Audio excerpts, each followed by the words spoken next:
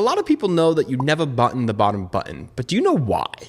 I'm building a clothing company. Let's talk about buttoning your jacket.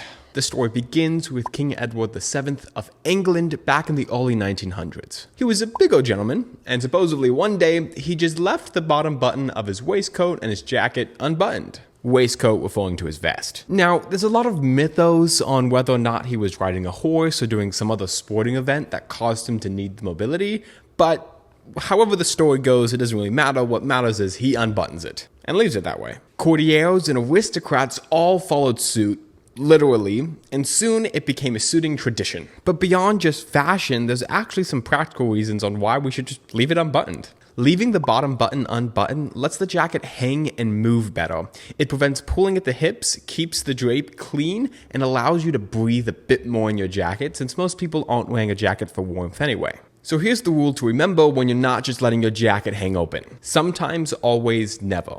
We sometimes button the top button, we always button the center button, and we never button the bottom button. On a 2-button jacket, they removed the top button for you, so the rule is just always and never when it comes to buttoning. Also, remember, unbutton your jackets when you sit down. You're putting unneeded stress on the jacket, and most people don't care nowadays, so you might as well be comfortable.